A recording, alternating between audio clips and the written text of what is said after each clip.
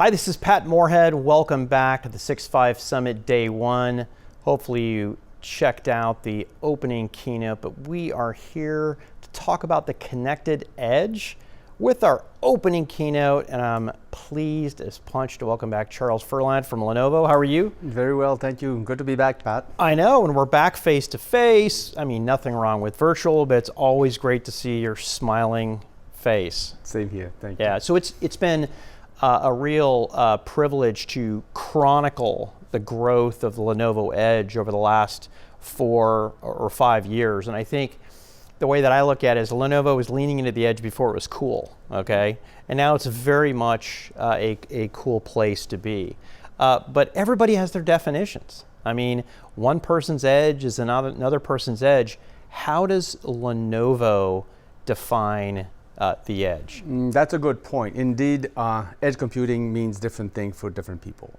At Lenovo, edge computing is about the compute capability that you would typically find in the data center or in the cloud that we're repackaging in a much smaller, more ruggedized form factor and deploy that outside of the data center. So it's really something that we're bringing the compute capability to the data rather than bringing the data to the compute in the cloud, basically. Yeah, so is it safe to call it the data center's edge? Exactly, right? So it's extending that same powerful devices at the edge, because in the past, we had edge computing in some sort, gateways or PCs, but they were very focused on specific function. Now we're really looking at compute that you would find in the cloud in a much smaller form factor. Yeah, and in fact, I guess having experience sometimes has its pitfalls, and one is that as an analyst, you're always asking, hey, what's new about this thing, right? And when I started my career in 1990, it was in the financial systems division of a tech company, and guess what?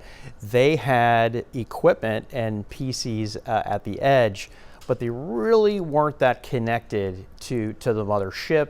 They weren't managed, right? And they certainly couldn't do AI or do video processing and cool stuff like that. So I love tech. I love all the cool form factors. I love the liquid cooling. I love the small form factors. I love the technology. But in the end, companies don't buy just for cool technologies, and they don't say, the board doesn't do an edict that says, hey, we need to have an edge project, right? In fact, what they're talking about is more along the lines of, hey, we need to make our factories smarter, transportation, our retail point of sale more valuable. What types of problems are your customers trying to solve with your technology? So you've mentioned it. Typically at the edge, you would find underperforming PCs or gateways that are not able to address the workloads that are expected today. So we see two major trends in edge computing. The first one is quite clear. Our customers view the edge as an extension of their cloud environment. They want to see whatever cloud strategy they have implemented at the headquarters or in the cloud, extended all the way to the edge. So there's a consolidation of the workloads because they're realizing that I have this device to do the point of sale, I have this device to count people in the location, I have this device for archiving video. It's becoming a nightmare to manage. Each one of these devices have its own operating system, its own security aspect, and so on. So their first trend is to solve the challenge about consolidation and bring this into a series of edge devices that are resilient and can operate in that space. Yeah, and what's the makeup? What are those solutions? What do those solutions look like? Are they boxes? Are they what are they? So in reality, you have two options to do that consolidation, right? As I mentioned, sometimes you'll have underperforming devices that are not designed for this, and we're trying to stretch the capability of it. Or we'll bring a data center server and we'll bring this into this edge location. But that data center server has some drawback in the sense that it's not designed to operate in very dusty environment. It's loud, it takes a lot of space. And that is the challenges that they're facing. Say, how can I have that same power into a small form factor that I can deploy next to my users? So that's the first challenge, is around how do I consolidate my workloads? How do I extend the cloud into an hybrid environment on premise without having to bring a full server rack in every store, every school, every factory? Are there any certain verticals where you're seeing, more heat and light, whether it be you're solving the bigger challenge, or they've waited the most amount of years to modernize, or maybe security got to them, and it's like we're just completely into any verticals that are pointing out for you. I mean, it's easy to kind of rattle off holistically, but from a Lenovo point of view, where's most of the heat and light right now? First of all, we see growth across all industry, but more particularly around retail, hospitality, quick serve restaurant, a lot around augmenting the capability of the store using AI, for example. And that's actually, Pat, the second trend I wanted to highlight, or the second issues is, in order to process the vast amount of data created at the edge, we need to bring this to the cloud or to the data center. And very often these sites don't have enough network connectivity, or it's too expensive to bring all of that data to the cloud. So we end up storing or not ignoring the data being created. As a matter of fact, in many cases, most of the data is not processed. By introducing Edge AI or introducing the computing capability at the edge, we're now able to process the data, get the insight, and deliver some value to our customers. So and we see that value across all industries, but more particularly, again, around retail, quick serve restaurant. Yeah, it is. It is incredible. You look at some of the challenges out there. I mean, it's quite frankly, it's hard to get people to work, get enough people to go to work. It's tough to get them trained and motivated, get those orders correct, make sure there's a connection between the front office and the back office, security and understanding kind of what's going on. Even getting the order in has been augmented in some really impressive ways. It is truly exciting. Any other types of trends that you're seeing out there? The first trend is around consolidation, second trend around acceleration or Edge AI. But as you rightfully pointed out, now you have these devices deployed in restaurants, in quick serve restaurant, in a high temperature environment, very greasy, to help automate the drive-through, for example. Yeah. Well, you need to have certain environmental around that edge service that are met, being able to operate in a very high temperature range, or sustaining a high level of shock or vibration, or very dusty environment. And believe it or not, we have a large amount of team of engineering working on the acoustic, the sound of the server. And this is something we take for granted, and then it's a server sitting right next to people. And if you've ever been, if any of the audience has ever been into, the cold aisle or the warm aisle, you probably should have a pair of headphones. You don't want to spend the day sitting next to this. So we design our engineering, our acoustic engineer, to be honest, are focusing on the sound of the server so that it's no louder than the conversation that you and I are having right now.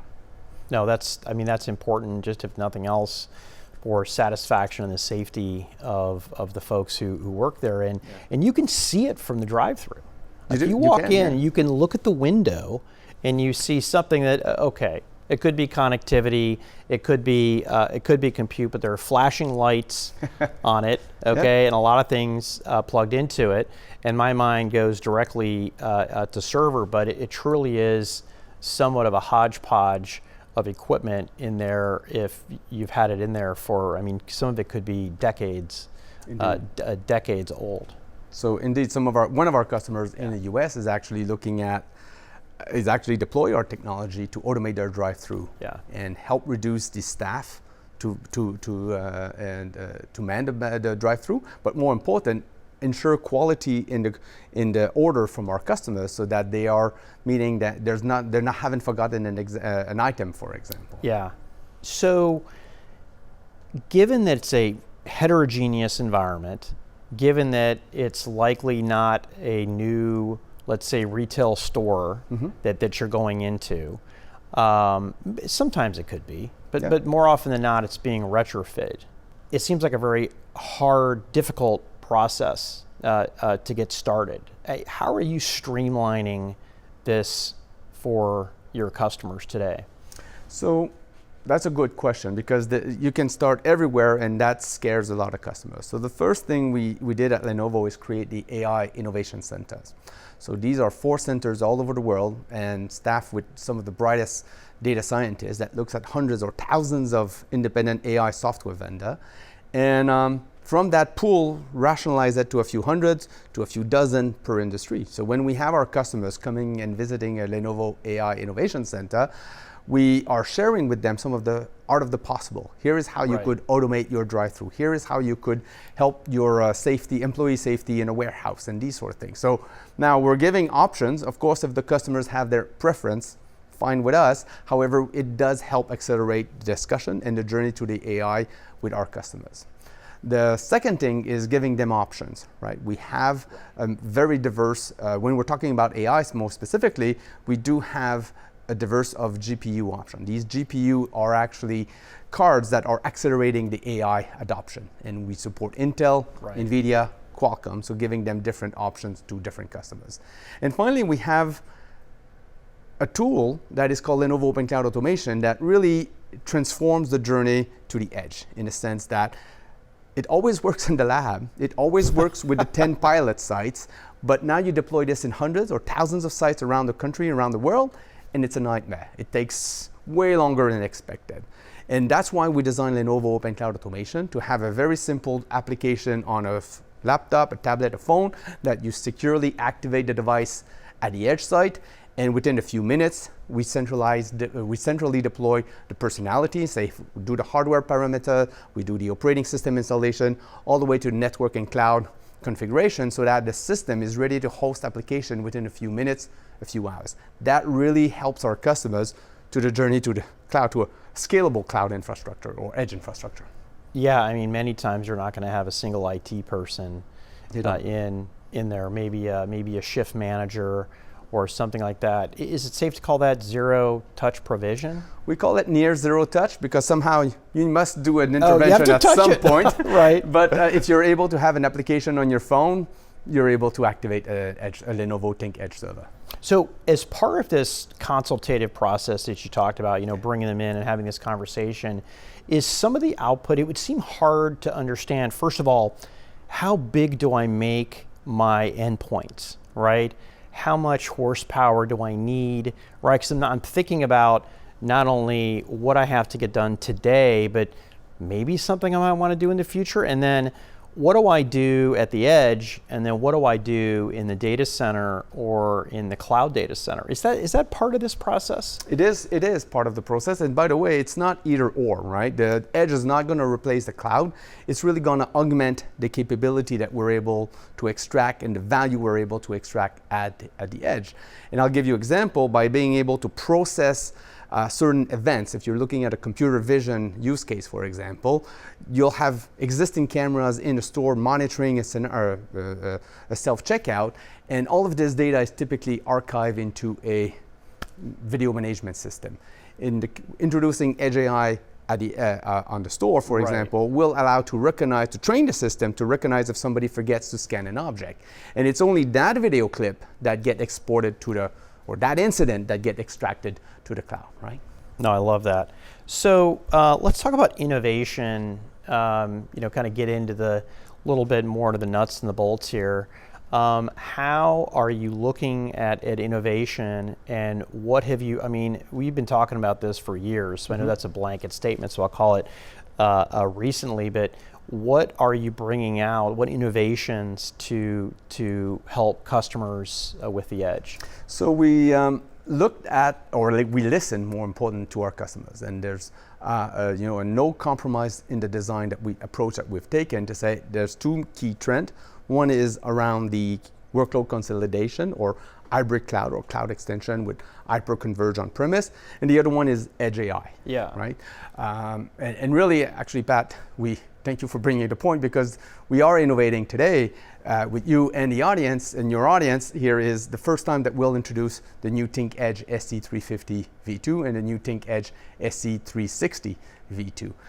The 350 V2 is actually a storage optimized device that is really designed to hyper-converge environment, hybrid cloud extension on-premise. Did it be a lot of video on this? Is that what you would put on that because it's a storage unit? This is a storage unit, indeed. And then on the SC360 V2, this is really an AI optimized device. So in that context, we focused on Edge AI use cases and bringing the Edge AI to some of the most harsh environment out there. We can have this server operating at minus 20 degrees Celsius, for example. Right. So it's really a highly ruggedized AI server that is optimized to process AI use cases at the edge. Could you just give a flavor of the AI use cases? I mean, listen, I can't have a conversation in the past 3 months without there being a little flavor of AI. So I think this would definitely pique the audience interest. So what is AI on the edge? What does that look like? It depends on the industry. We have some customers that are pig farms, for example, that are using edge servers way out there at the farm that is looking at computer vision to uniquely identify the animals and monitoring their behavior. And if one of the animals, for example, is sick, is not eating, not drinking, we'll identify that to the farmer, for example, and avoid giving antibiotics to the entire farm animals.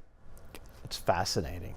It really is. I can go on and on. We have the team of your event is actually the Rough Waters, right? And it got me thinking about one of our customers in Mexico, Grupo Pinza, who are actually a commercial fishing company that goes out at sea and is fishing, obviously fishing. So we have our Think Edge portfolio on these boats with Edge AI and cameras that are able to estimate the catch, track the volume of fish they didn't catch, notify the fishermen if there is certain animal or certain fish that shouldn't be caught because they're too small or illegal, and notify the factory, the distribution, so that they can plan ahead of the boat coming back to port to have enough capacity to handle all the fish. I can tell you, our engineers here in Raleigh would not have thought about these use cases, but the truth is our portfolio, our Think Edge systems are actually deployed in very harsh environment that deliver that sort of value. I love these customer edge examples, and our audience does too. Can you share a few more with us? Absolutely. Well, again, on the term of rough waters, we did a project with an island 700 kilometers off the coast of Chile called Robinson Crusoe, and we helped an organization over there use Edge AI by introducing some of our Think Edge server on the island to restore biodiversity on the island, actually. Or perhaps even car wash. A car wash, if you go into it with your car, right. Again, you might be looking at the brushes. I'm looking at the technology behind. We work with a company called Sony Enterprise. They are the world leader in systems and supply for car washes. Well, they use our Think Edge portfolio in those car wash tunnels to ensure the employee safety, ensure the vehicle is not bumping into anything, and processing video from the cameras in real time. I mean, there's a lot of customers that are giving us a great feedback. And finally, maybe one more that I can talk in Dubai, which called Enoch. They have and operate gas stations all over the Emirates.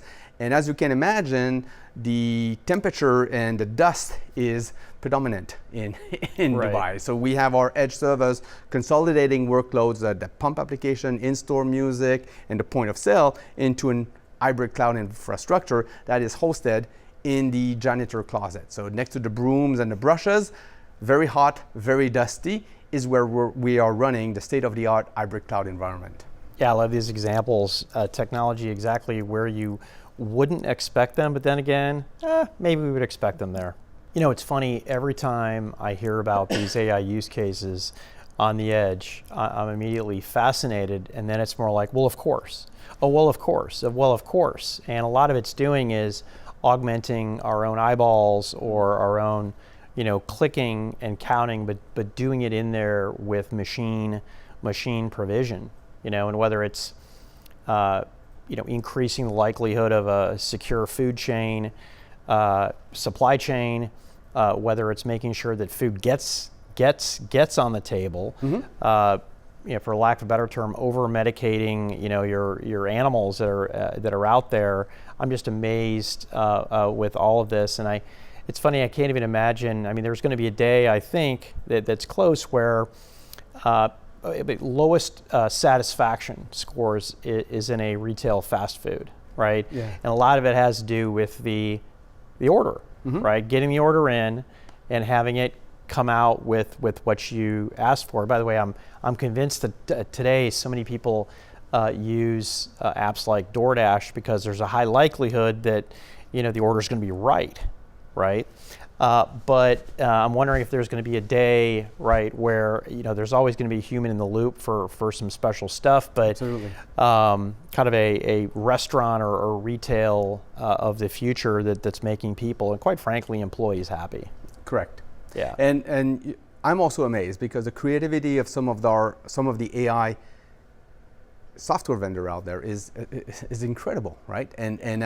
But I think we have unlocked one of the key factor is that before, all of that data, all of the video input, all of the sensors had to be brought to the cloud. Yes. And that was too expensive, and that didn't scale. By bringing that AI capability into a form factor, the SC360, for example, is 80% smaller than any other edge server out there. Yes, I want to go, let's drill down on what makes these two unique from its predecessor, because from a form factor, these look a little bit familiar. Maybe I've seen this form factor before. It's not much bigger than a piece of paper. This is right. the ThinkEdge SC360. As I just said, it's 80% smaller in form factor than a comparable edge server. Okay. Holds twice the highest density of GPU you can put in the smallest footprint. And as I said, is half the noise level that you will find on competitive products. So this is really designed purposely to operate at the very far edge with AI in mind. And when you say the far edge, is that, let's say, in contrast to not having raised floor tile and heavy-duty air conditioning? This is a school, a hospital, a store, a warehouse, a restaurant, a hotel that has cameras most of the time and is looking for a way to drill down the information from this video input and extract information. How many people are walking in the restaurant? How many people, how long are they spending in the fruit product section, for example. So it's extracting insight from the video already in place. That's cool. And let's go back to 350. Tell us what's new about this. Storage optimized, again, 65% smaller than a comparable hybrid cloud server.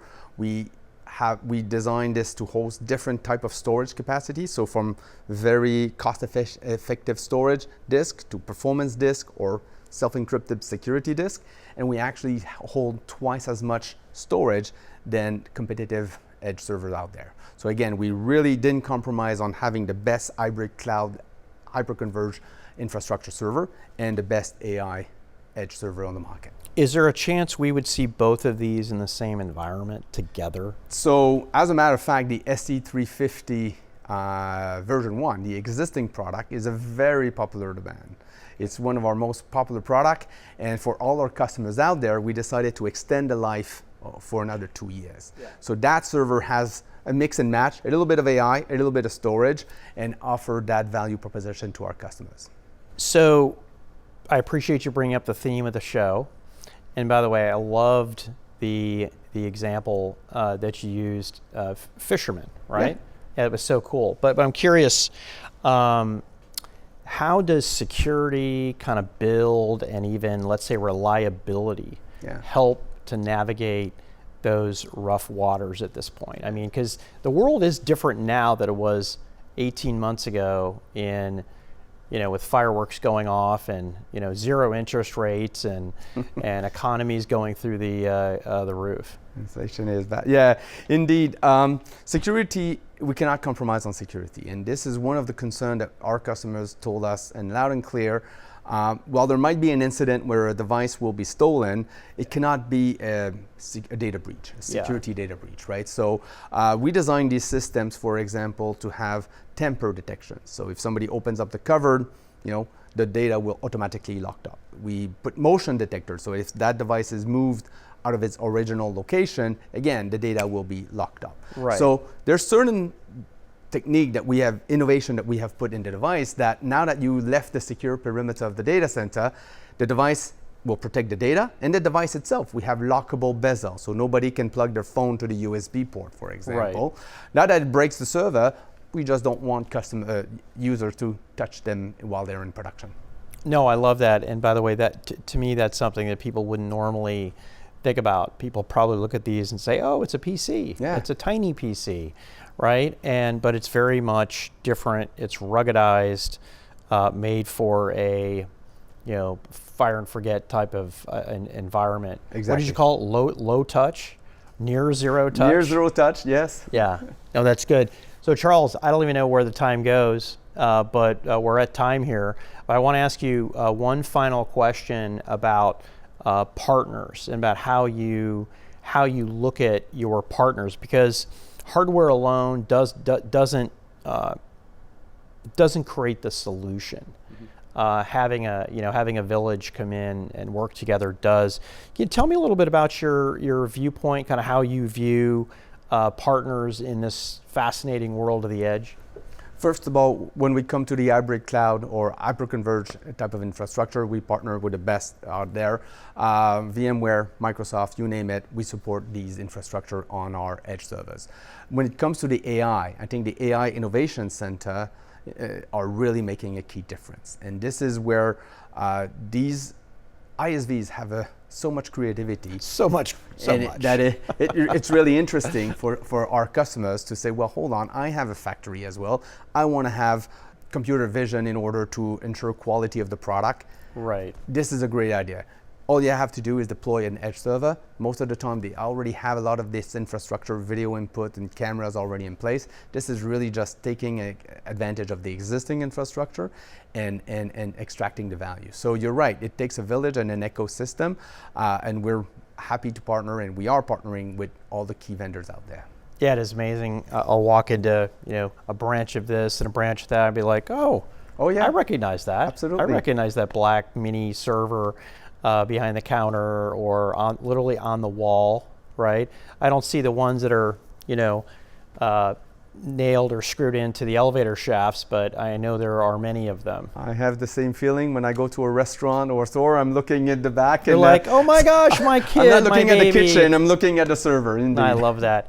Charles, thanks so much for the time. Thanks so much for kicking off the Connected Intelligent Edge part of this year's summit. Thank you, Patrick. Happy to be here. Thanks. So this is Pat Moorhead closing out this Connected Intelligent Edge section of day one. I want to thank everybody for tuning in, and keep watching for the rest of the Connected Intelligent Edge and all the action in day one and day two and day three. It's there whenever you want, as long as you've signed up. I want to thank you all for tuning in. Have a good day.